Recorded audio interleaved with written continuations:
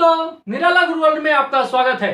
आज मैं आपके सामने लेकर आया हूं एक काफी अच्छा कॉन्सेप्ट है ना, ट्रिग्नोमेट्री का। जैसे trigonometrical values, sine 0 degree, 30 degree, 60 degree, 45 degree और 90 डिग्री, ये जो वैल्यूज होते हैं कैसे आता है वो हम समझेंगे। और समझने के बाद होता है ना, आसान हो जाता है याद करना। ओके, ऐसे मैं याद करने के लिए शॉर्टकट ट्रिक्स भी बताऊंगा अगले वीडियोस में, लेकिन आज हम पहले समझेंगे कि आखिर ये वैल्यूज होती क्या है और कैसे निकलती है ये वैल्यू, कि साइन 0 डिग्री की वैल्यू 0 कैसे होती है, साइन 30 की वैल्यू 1/2 कैसे होती है ना। अब तक जो आपने देखा, अब तक के वीडियोस में, ट्रिग्नोमेट्री के जो स्टार्टिंग के वीडियोस में आपने देखा, अब तक सिर्फ ये जाना कि ये 6 ट्रिग्नोमेट्रिकल रेशियो होते हैं।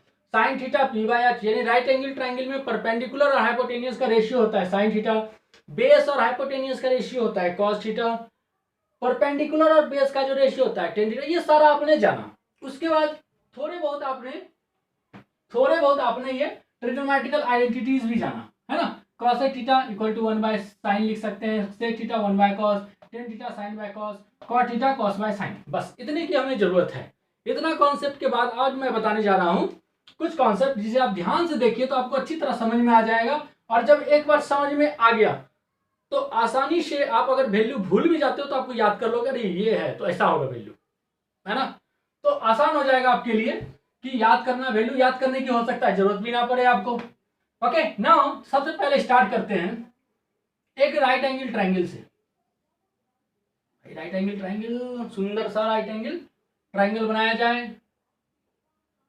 चलो, एक राइट एंगल ट्रायंगल हमने बना दिया, ठीक है। यहां पर फिक्स मान लो ये रॉड है ना, ये फिक्स है, ये फिक्स है। एच की वैल्यू फिक्स कर लिया हमने, एच की वैल्यू में कुछ ना करना है। थीटा हमने फिक्स कर, थीटा हमने ये लिख दिया, और ये लेंथ है पी, है ना, ये लेंथ पी है, अब बी है। ओके, अब हम क्या करेंगे, अगर थीटा की वैल्यू थोड़ी कम कर दी जाए, थीटा की वैल्यू क्या कर दी जाए, थोड़ी कम कर दी जाए, तो क्या होगा। ये पॉइंट, ये एक आर्क था, है ना, ये एक आर्क था, ऐसा था। थीटा की वैल्यू थोड़ी कम होगी तो पी की वैल्यू थोड़ी कम होगी। अब देखो, थीटा की वैल्यू कमने पर पी की वैल्यू कम हो जाएगी। अगर ये समझ में नहीं आ रहा है तो हम इसे एक्सिस पे ले लेते हैं, एक्स एक्सिस, वाई एक्सिस, इधर ऐसे ले लेते हैं तो ज्यादा आसानी समझ में आएगा। ये वाई एक्सिस, ये एक्स एक्सिस। अब यहां पर क्या कर दिया हमने, ये लेंथ मान लिया पी और ये लेंथ बी। अभी थोड़ा और इरेज करवा, है ना, सिंपल समझो।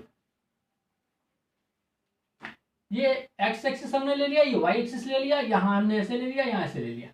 ये राइट एंगल ट्रायंगल हमने ले लिया तो ये एच की वैल्यू फिक्स, ये थीटा हमने ले लिया, थीटा के सामने वाला पी, और ये हो गया वैल्यू बी, और ये पॉइंट हो जाएगा बी कोमा बी।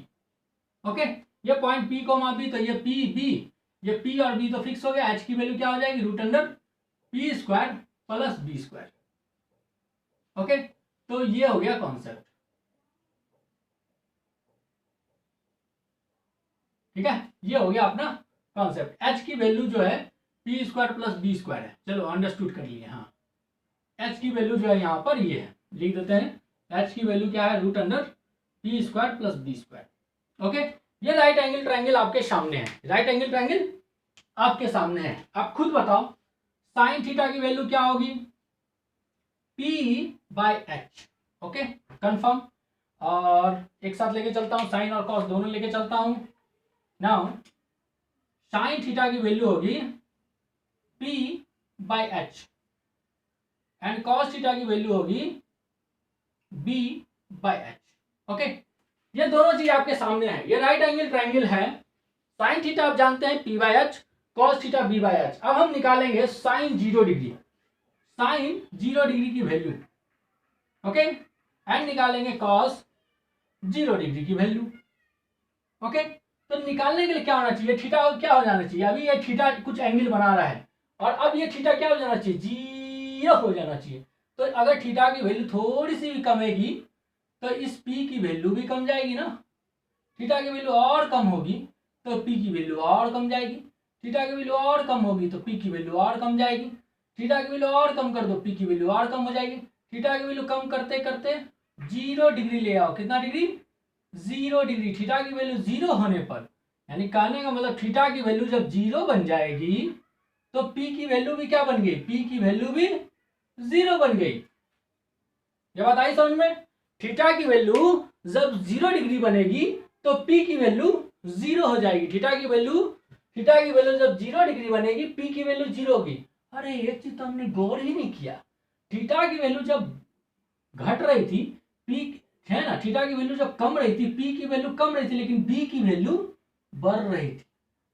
कैसे, एक बार फिर से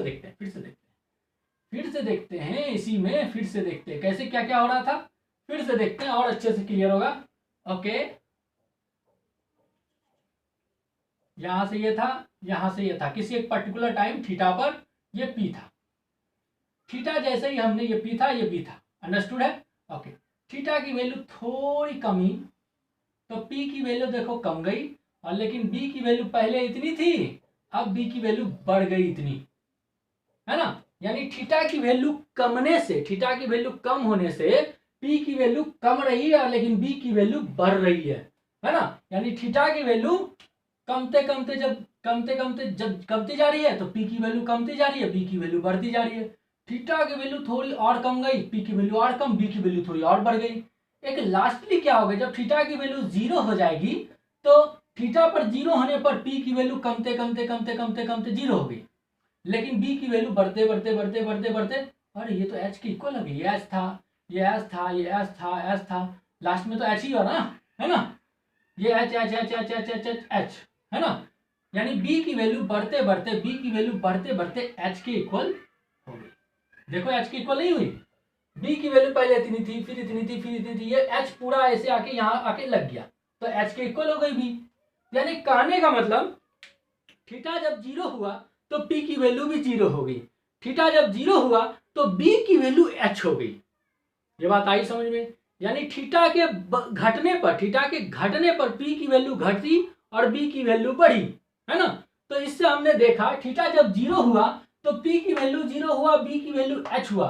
तो अब बताओ थीटा जब 0 हुआ तो P की वैल्यू 0 हुआ और H तो ठीक था, और B की वैल्यू H हुआ और H की वैल्यू तो H ही था। ये कट के 1 हो गया और 0/H इसकी वैल्यू 0 हो गई। यानी आज ये कंफर्म हो गया, ये आपको दिख गया सामने से कि साइन 0 डिग्री की वैल्यू क्या होती है, 0 होती है, एंड cos 0 डिग्री की वैल्यू 1 होती है। कोई कंफ्यूजन नहीं। अगर ये बात आपको ध्यान में, ये चीज समझ में आ गई कि थीटा की वैल्यू कमती जा रही है तो P की वैल्यू कम रही है, B की वैल्यू बढ़ रही है ना। तो आप क्लियरली बता दो थीटा की वैल्यू कमते 0 हुई तो P की वैल्यू 0 हो गई, और थीटा की वैल्यू 0 हुई तो B की वैल्यू H हो गई। ये चीज थीटा की वैल्यू जब 0 हुई तो P की वैल्यू भी 0 हुई, लेकिन B की वैल्यू H हो गई। तो अब आपको हमेशा याद रहेगा कि साइन 0 डिग्री 0 होता है, cos 0 डिग्री 1 होता है। This is the concept. Okay, तो आप ये समझ गए कि साइन 0 डिग्री 0 होता है ना, साइन 0 डिग्री 0 होता है और cos 0 डिग्री 1 होता है। अब हम लोग समझेंगे, ठीक है, 90 डिग्री का कॉन्सेप्ट। 90 डिग्री भी हम इसी से समझ लेंगे। ओके, नाउ अब हम चलते हैं 90 डिग्री, फिर इसी ट्रायंगल से फिर से डिंग डिंग, इसे हटा दो, इसे हटा दो, इसे हटा दिया जाए। अब क्या करेंगे, फिर सब चीज सेम, एक पर्टिकुलर टाइम पर हमने ले लिया थीटा, ये P, ये B और ये H, P की वैल्यू, है ना। अब क्या होगा, ये H की वैल्यू है, थीटा की वैल्यू बढ़ेगी तो P की वैल्यू भी बढ़ेगी और B की वैल्यू घटेगी। अरे वाह, अभी हम घटा रहे थे, पहले 0 निकालने थीटा की वैल्यू घटा रहे थे। थीटा की वैल्यू जब घट रही थी P की वैल्यू घट रही थी, B की वैल्यू बढ़ रही थी, है ना। थीटा की वैल्यू घट के 0 हुई, P की वैल्यू 0 हुई, B की वैल्यू H हो गई। अब बढ़ाएंगे, अब इंक्रीज करेंगे। अब क्या करेंगे, इंक्रीज करेंगे। तब थीटा की वैल्यू जब इंक्रीज कर रही है तो P की वैल्यू भी इंक्रीज कर रही है, और B की वैल्यू देखो इतनी से इतनी हो गई। थीटा की वैल्यू थोड़ी और बढ़ा दो, थीटा की वैल्यू थोड़ी और बढ़ा दो, डिंग, तो P की वैल्यू थोड़ी और बढ़ गई, B की वैल्यू थोड़ी और कम गई। थीटा की वैल्यू बढ़ते बढ़ते कितनी ले जाओ, बढ़ते बढ़ते 90 ले जाओ। थीटा की वैल्यू बढ़ते बढ़ते 90 ले जाओ तो P की वैल्यू H के इक्वल हो जाएगी। कहने का मतलब थीटा की वैल्यू बढ़ते बढ़ते जब 90 हो गई P की वैल्यू बढ़ते बढ़ते बढ़ते h के इक्वल हो गई और B की वैल्यू घटते घटते घटते घटते 0 हो गई। ये बात आई समझ में दोस्तों? यस, आ गई।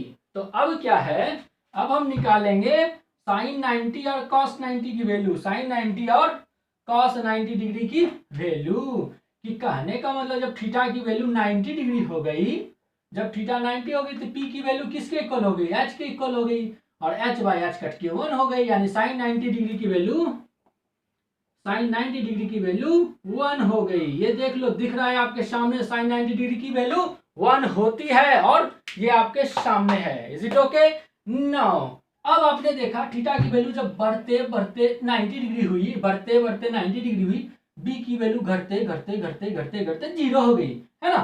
तो cos 90 डिग्री की वैल्यू, cos 90 डिग्री की वैल्यू b की वैल्यू तो 0 हो गई, 0 बाई एच हो गई। तो 0 बाई एच क्या हो गया? 0। यानी ये समझ गए कि cos 90 डिग्री की वैल्यू जो होती है 0 होती है। ये बात आई समझ में दोस्तों? ओके, नाउ तो अब हम ये समझ गए साइन 0 0 होता है, cos 0 1 होता है, साइन 90 1 होता है, cos 0 0 होता है। क्यों होता है ना? क्यों होता है ये आपके सामने है, क्यों होता है ये आपके सामने है ना? तो 0 हो गया, 90 हो गया, अभी बचा है दोस्तों 30 60 45, 30 60 45, उसे भी कर लेंगे। ओके, नाउ तो अब हम चलते हैं 45 की ओर। पहले पहले जो सिंपल सिंपल है उसे करते हैं, फिर 30 और 60 करेंगे। ओके, नाउ इसे भी अब मैं डिलीट करता हूं, इसे भी अब डिलीट करता हूं, डिलीट कर दिया जाए, डिलीट, डिंग डिंग डिंग डिंग डिंग, चलो डिलीट कर दिया जाए, डिलीट कर दिया जाए। फिर से भैया ले लो कोई सा भी राइट एंगल ट्रायंगल, फिर से ले लो कहीं पर भी कोई सा भी राइट एंगल ट्रायंगल। भैया इस बार ये 90 डिग्री एच फिक्स है, लेकिन अब ये 30 डिग्री ना लेना है, थीटा ना लेना है, हमें कितना लेना है? 45 डिग्री लेना है, 45 डिग्री। ओके दोस्तों, 45। तो ये P था, ये B था, P था और B था, ठीक है ना? P था, B था, P और B, P और B, P और B हो गया, ये P और B हो गया। अब ये बताओ, ये राइट एंगल ट्रायंगल है, ये 9, ये 45, ये 45। जब ये 45 45 आमने सामने का एंगल इक्वल हो जाएगा, कि ये साइड इक्वल हो जाएगा कि नहीं हो जाएगा, ये बताओ। जब ये साइड इक्वल हो जाएगा तो P और B की वैल्यू तो इक्वल हो जाएगी, तो P की जगह B, B की जगह P हम रख सकते हैं। ओके, जब ये हो जाएगा तो H की वैल्यू क्या थी अपने पास? रूट अंडर थी P square plus B square. H की वैल्यू क्या थी? Root under P square plus B square. यहाँ पर भैया जब ये 45 होगा तो P और B की वैल्यू तो एक ही है, कहीं से कोई टेंशन ही नहीं है, P और B की वैल्यू सेम है। तो यहाँ पर H की वैल्यू क्या हो जाएगी? Root under P square plus P square, P square, अरे B के P कैसे, अरे P और B इक्वल है भाई, P और B इक्वल है। कैसे हो गया इक्वल? आमने सामने का एंगल इक्वल, तो ये साइड भी इक्वल हो जाएंगे, राइट एंगल ट्रायंगल है। अरे ट्रायंगल में प्रॉपर्टीज होता है ना, आमने सामने का एंगल इक्वल तो आमने सामने का साइड इक्वल, देख लो हो गया ये इक्वल। ओके, नाउ ये कितना हो जाएगा? P स्क्वायर जुड़ के हो जाएगा 2P स्क्वायर, तो P स्क्वायर बाहर आ जाएगा और रूट 2 बच जाएगा अंदर, तो इसे मैं लिख देता हूँ रूट 2 और इनटू में P। ये हो गया H का वैल्यू, ये हो गया H का वैल्यू। अरे भैया अब कैसे निकलेगा? अब क्या निकालना है हमें? थोड़ा सा ये साइन 45 निकालना है। कहाँ निकालू? इसे डिलीट कर दूं? ये तो याद हो गया होगा आपको, पंडित बद्री प्रसाद हरि हरि बोल, इसे याद हो गया होगा, इसे हटा दो। ओके, नाउ अब हम निकालेंगे साइन 45 डिग्री। साइन 45 डिग्री क्या होता है भैया? P बाई एच होता है। P की वैल्यू कितनी है? P ही है, लेकिन H की वैल्यू कितनी निकली? Root 2 into P, root 2 into P, P से P कट गया, हो गया 1 बाई रूट 2, यानी साइन 45 डिग्री की वैल्यू 1 बाई रूट 2 दिख रहा है सामने, ये दिख रहा है सामने, साइन 45 डिग्री की वैल्यू आ गई 1 upon root 2। Note down. Okay, now अब हम चलेंगे cos 45। चलो cos 45 भी निकाल लेते हैं। cos 45 डिग्री भैया ये तो होता है B बाई एच, B की वैल्यू तो B है, H की वैल्यू निकाला है अभी तुरंत हमने, रूट 2 इंटू में P। भैया ये बताओ P और B तो इक्वल है ना 45 डिग्री के लिए, तो क्या इसको हम काट नहीं सकते हैं कि P और B इक्वल है तो कट गया, ठीक है? तो अब क्या हो गया? ये भी तो हो गया 1 बाई रूट 2। अरे वाह, साइन 45 डिग्री की वैल्यू, यानी साइन तो हो ही गया, cos 45 डिग्री, cos 45 डिग्री की वैल्यू यहाँ लिख देता हूँ cos 45 डिग्री की वैल्यू भी आ गई 1/√2, ये भी देख लो आप, है ना। तो 0 डिग्री, 90 डिग्री, 45 डिग्री, ये तीनों हो गया। कहां से आया, कैसे आया वैल्यू, ये आपको समझ में आया। ओके, घबराइए मत, आप टेंशन मत लीजिए, इतना लंबा चौड़ा आपको प्रोसेस नहीं ध्यान रखना है, बस आपको समझना है और उसके बाद मैं ट्रिक बताऊंगा इसे याद रखने का। आप देखोगे आसानी से आपको याद रहेगा हमेशा, जैसे पंडित बद्री प्रसाद हरिहरी बोल याद है ना, वैसे ही ये वैल्यू भी आपको बस उंगलियों में याद रहेंगे, चुटकियों में। ओके, नाउ इसे आप पहले देख ले। अब मैं स्टार्ट करता हूं 30 डिग्री और 60 डिग्री। ओके, नाउ ओके दोस्तों, अब हम लोग निकालेंगे साइन 30 डिग्री और 60 डिग्री, कॉस 60 डिग्री और कॉस 30 डिग्री, दोनों की वैल्यू। तो अब हम फिर एक राइट एंगल ट्रायंगल, अरे राइट एंगल ट्रायंगल लेंगे तो गड़बड़ हो जाएगी, पता ही नहीं चल पाएगा कहां से निकाले 30 डिग्री पर, है ना। तो हम लेते हैं एक नॉन ट्रायंगल। कौन सा नॉन ट्रायंगल भाई, एक इक्विलेटरल ट्रायंगल। कौन सा ट्रायंगल ले लिया, इक्विलेटरल ट्रायंगल, जिसका एक साइड ए है, ये साइड भी ए है, ये साइड भी ए है, ये फिक्स है, सब जानते हैं। और ये एंगल 60 डिग्री होता है कंफर्म, ये एंगल भी 60 डिग्री होता है कंफर्म, ये एंगल भी 60 डिग्री होता है कंफर्म, ये सब जानते हैं। In any type of right angle, sorry, any type of equilateral triangle जिसके तीन साइड इक्वल हैं, तो तीनों एंगल 60 डिग्री होता है, ये सबको पता है। तो 60 डिग्री हमें पता है, तो इसमें काश राइट एंगल ट्रायंगल बन जाए तो बना देंगे हम लोग। कैसे बनाएंगे ये देखो कैसे बनेगा, डिंग डिंग डिंग, ठीक है, थोड़ा सा समझो। यहां से हम एक परपेंडिकुलर इस पे डाल देंगे, डिंग डिंग, डला गया। तो अब ये परपेंडिकुलर डला गया, ठीक बीचों बीच एंगल काटते हुए 30 डिग्री बनाते हुए ये राइट एंगल ट्रायंगल बना दिया। ये ए बी सी ट्रायंगल फिर पहले से था, हमने यहाँ डी पॉइंट मान लिया। अब देखो ये ट्रायंगल अपने पास बन गया, कौन सा, ये ट्रायंगल बन गया अपने पास। कौन सा ट्रायंगल भैया, ये वाला ट्रायंगल, डिंग डिंग डिंग डिंग डिंग डिंग, ये देख लो, B A B and D, A B and D. अच्छा, ये अरे थोड़ा सा बड़ा बनाओ, दिखता नहीं है ना, थोड़ा बड़ा बनाता हूं इस चीज को, अब दिखेगा, गौर से देखो, दिखा, यस यस, ये 90 डिग्री, ये बी था, ये ए और ये डी। ओके, इस ट्रायंगल में ये है 60 डिग्री कंफर्म, ये है 30 डिग्री कंफर्म। बस अब हमें यहां से राइट एंगल ट्रायंगल, अच्छा वाला राइट एंगल ट्रायंगल मिल गया, जिससे मैं दिखा पाऊंगा आपको कि साइन 30 1/2 होता है ना। अच्छा, कैसे, हमें सिर्फ पता था राइट एंगल ट्रायंगल के बारे में। अब ये 30 डिग्री है, अगर ये 30 डिग्री है और ये 30 ठीक बीचों बीच कट किया, तो आपको पता होगा ये 50-50 कट करता है ना। तो ये ए था पूरा लेंथ, तो ये लेंथ a/2 और ये लेंथ a/2 हो जाएगा। चलो भैया, अब इस ट्रायंगल में यानी ए पता है हमें, और एडी की लेंथ क्या होगी, ये एडी है ना, एडी की लेंथ हो गई a/2। इतना चीज तो हमें पता है, इतना चीज हमें पता है ना। राइट एंगल ट्रायंगल में एक परपेंडिकुलर डाल दिया ऐसे, तो ये आधा का पार्ट हमने देख लिया, ये ट्रायंगल बन गया अपने सामने। अब इसमें जब हमने ये निकाल लिया, ये पता है तो ये भी निकाल लेते हैं पाइथागोरस थ्योरम से। पाइथागोरस थ्योरम से BD की वैल्यू क्या होगी, BD की वैल्यू होगी √AB का स्क्वायर माइनस AD का स्क्वायर, यानी AB कितना है भैया, √A² माइनस AD कितना है, a/2 का होल स्क्वायर, इसको सॉल्व करेंगे तो कितना आ जाएगा, √A² माइनस A²/4, एलसीएम लेंगे तो आ जाएगा 4A² माइनस A²/4, यानी आ जाएगा √3A²/4। तो देख लो ये निकल के क्या हो जाएगा, √3A/2। अरे वाह, ये निकल गया √3A/2। इज इट ओके ना। तो ये राइट एंगल ट्रायंगल अच्छा वाला अपने सामने है, जिसमें 30 डिग्री है, ये 60 डिग्री है कंफर्म, है ना। इसके बारे में हम इतना चीज जान रहे हैं, है ना। ये a/2, ये √3A/2 हमने निकाल लिया। अब इस ट्रायंगल में हम निकाल लेंगे साइन 30 साइन 60 cos 30, और देखेंगे कि रेशियो क्या आता है ना। तो निकाल लेते हैं भाई, हम पहले निकालते हैं साइन 30 डिग्री।